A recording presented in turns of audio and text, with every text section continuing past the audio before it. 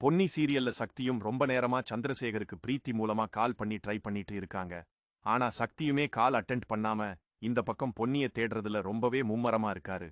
ஆனா இங்க சந்திரசேகருமே நீ இன்னொரு டைம் ட்ரை பண்ணுமா, அவன்கிட்ட எப்படியாவது பேசி ஆகணும் அப்படின்னு சொல்லிட்டு எங்க பிரீத்தி மூலமா ஒரு வழியா சக்திக்கு கால் பண்ணி காலுமே சக்தி எடுத்துறாரு. அதுக்கப்புறம் இங்க டைரக்டா சந்திரசேகர் பேச ஆரம்பிக்கிறாரு. என்னாச்சு சக்தி, நீ எங்க போன, ஏன் இன்னும் வீட்டுக்கு வரல அப்படின்ற மாதிரி கேக்குறாங்க. அப்ப கரெக்டா சந்திரசேகர்ட்ட சக்தியுமே இங்க பாருங்கப்பா, பொண்ணு எங்க போயிருக்காங்க எனக்கு தெரிஞ்சிருச்சு. அதுவும் நம்ம கடையில பூக்கா அக்கா மூலமா தான் தெரிஞ்சிச்சு. அன்பு கூடயும் கண்மணி கூட தான் கிளம்பி அவங்க சென்னைக்கு போயிருக்காங்க. இப்ப நானும் எப்படியாவது சென்னைக்கு போய் அவங்கள கன்வின்ஸ் பண்ணி எப்படியோ கூட்டிட்டு வந்துறேன் அப்படின்ற மாதிரி சக்தி சொல்லிட்டு அங்க இருந்து போறாங்க.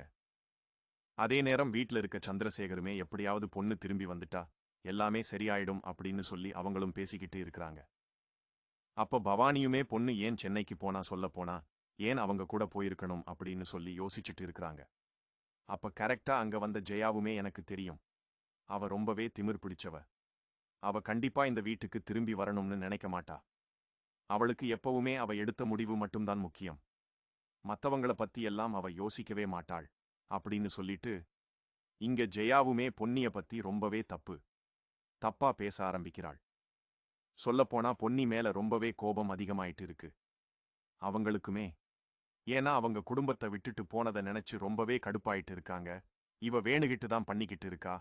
இவ நம்மள வெறுக்கணும், நம்ம கிட்ட சண்டை போடணும், நம்மள எல்லாருமே வந்து கார்னர் பண்ணணுங்கிறதுக்காக தான் இதெல்லாம் பண்ணிக்கிட்டு இருக்கா அப்படின்னு சொல்லிட்டு இந்த பக்கம் வந்து ஜெயாவை பொன்னி டார்கெட் பண்றதா நினைச்சு இங்க ஜெயாவே தன்னைத்தானே நினைச்சுக்கிட்டு இங்க பொன்னி மேல கோவத்தை காட்டிட்டு இருக்கிறாங்க.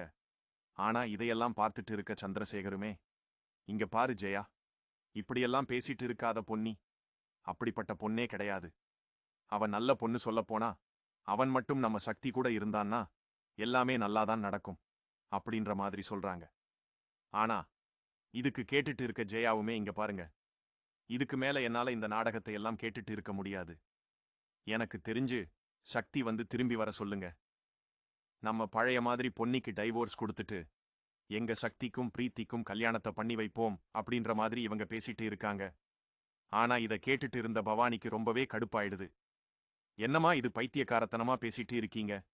பொன்னிய டைவோர்ஸ் பண்ணிட்டு பிரீத்திய கல்யாணம் பண்ணி வைக்க போறீங்களா? என்ன நினைச்சிட்டு இருக்கீங்க? இப்ப பொன்னியும் சக்தி நல்லாதானே இருக்காங்க. வீட்ல ஒரு சின்ன சண்டை, அந்த சண்டை சரியாயிடுச்சுன்னா எல்லாம் சரியா போயிடும். அதான் சக்தி போயிருக்கான்ல, அவன் கன்வின்ஸ் பண்ணி கூட்டிட்டு வருவான். நீங்க சும்மா இருங்க, தேவையில்லாம சக்தியோட லைஃப்ல நீங்க இங்க விளையாட நான் விடமாட்டேன் அப்படின்ற மாதிரி இங்க ஜெயாவை பவானியுமே மிரட்ட ஆரம்பிக்கிறாங்க. ஆனா அதே நேரத்துல பிரீத்தியுமே பொன்னி மேல கொஞ்சம் பரிதாபப்பட்டாலும் இப்போ நம்ம போட்டிக்காக வேற யாருமே கிடையாது. இப்ப நம்ம மட்டும்தான் சிங்கிளா இருக்கோம்.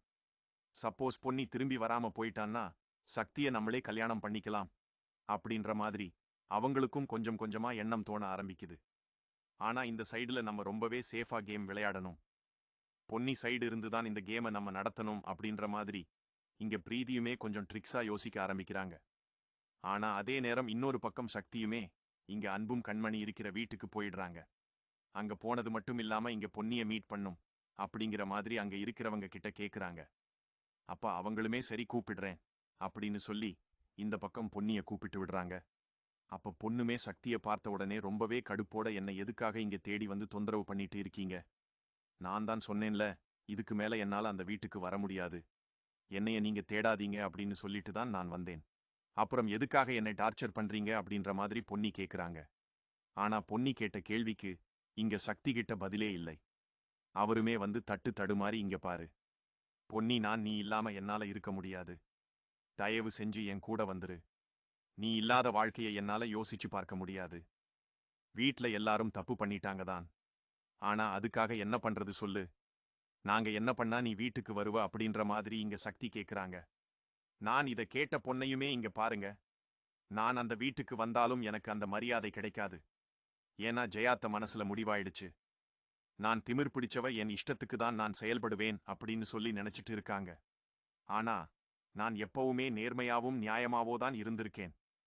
என்ன ஒருத்தங்க கஷ்டப்படுத்துனாங்கன்னா அவங்கள மன்னிச்சுதான் எனக்கு பழக்கமே தவிர அவங்கள தண்டிச்சு எனக்கு பழக்கம் கிடையாது. ஆனா இந்த விஷயத்துல கண்டிப்பா அவங்க எல்லாருக்குமே நான் தண்டனை கொடுக்கணும்னா நானே இங்கிருந்து எனக்கு தண்டனை கொடுத்துட்டு பிரிஞ்சு போனாதான் உண்மைன்னு சொல்லிட்டு தான் இந்த முடிவை நான் எடுத்தேன். அதனால என் முடிவை என்னால மாத்திக்க முடியாது. சக்தி, என்னை மன்னிச்சிருங்க. நீங்க என்ன நினைச்சு உங்க லைஃப் கெடுத்துக்காதீங்க. நான் உங்களுக்கு வேணா டைவோர்ஸ் கொடுத்துறேன். நீங்க எப்பவும் போல பிரீத்திய கல்யாணம் பண்ணிட்டு சந்தோஷமா வாழுங்க அப்படின்ற மாதிரி இங்க பொண்ணையுமே பேசிட்டு இருக்கிறாங்க. ஆனா இதை கேட்டுட்டு இருக்க சக்திமே, என்ன பொண்ணு பேசிக்கிட்டு இருக்க ப்ரீ கல்யாணம் பண்றதா? நான் உன்னைய என் மனசுல வச்சுக்கிட்டு பிரீத்தி நான் எதுக்காக கல்யாணம் பண்ணணும் சொல்லப் போனா பிரீத்திக்கு அப்படிப்பட்ட ஒரு விருப்பமே கிடையாது.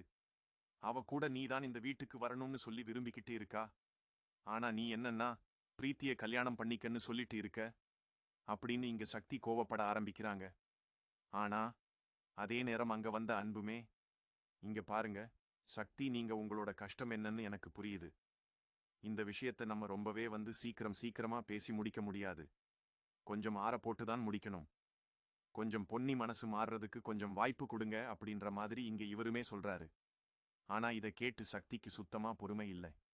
உடனே இங்க அன்போட சட்டைய புடிச்சு, நீங்க எதுக்கு முதல்ல பொண்ணை இங்க கூட்டிட்டு வந்தீங்க? பொண்ணு இங்க கூட்டிட்டு வந்தா கூட எனக்கு நீங்க இன்ஃபார்ம் பண்ணணும்ல. ஏன் இப்படி பொண்ணு என்கிட்ட இருந்து பிரிக்கணும்னு நீங்க நினைக்கிறீங்க அப்படின்னு சொல்லி சக்தி அன்புகிட்ட சண்டைக்கு போறாங்க. ஆனா அன்புமே ரொம்ப காமோட, இங்க பாருங்க, உங்களோட மனவலி என்னங்கிறது எனக்கு தெளிவா புரியுது. ஆனா இந்த விஷயத்துல நீங்க அவசரப்படாதீங்க. அவங்க மனசு மாறட்டும். கொஞ்சம் அவங்கள ஃப்ரீயா விடுங்க அப்படின்ற மாதிரி இங்க சக்தி கிட்ட டீடைல்டா பேசி அட்வைஸ் பண்ணி அங்க சக்தி அங்க இருந்து ஊருக்கு அனுப்பிச்சு வைக்கிறாங்க. ஆனா அதே நேரத்துல பொண்ணுகிட்டயுமே இங்க அன்பு இங்க பாருங்க பொன்னி, நீங்க எடுத்திருக்கிற முடிவு சரியான முடிவுன்னு உங்களுக்கு தோணுது. ஆனா நீங்க எடுத்திருக்கிற முடிவுனால 4 பேருக்கு நல்லது அப்படின்னா நீங்க அந்த முடிவை கண்டினியூ பண்ணுங்க. ஆனா அந்த முடிவுனால நிறைய பேர் கஷ்டப்படுறாங்கன்னா அந்த முடிவை மாத்துறதுல தப்பே கிடையாது. தயவு செஞ்சு யோசிச்சு பாருங்க. சக்தி நீங்க இல்லாம கண்டிப்பா இருக்க மாட்டாரு அப்படின்னு சொல்றாங்க.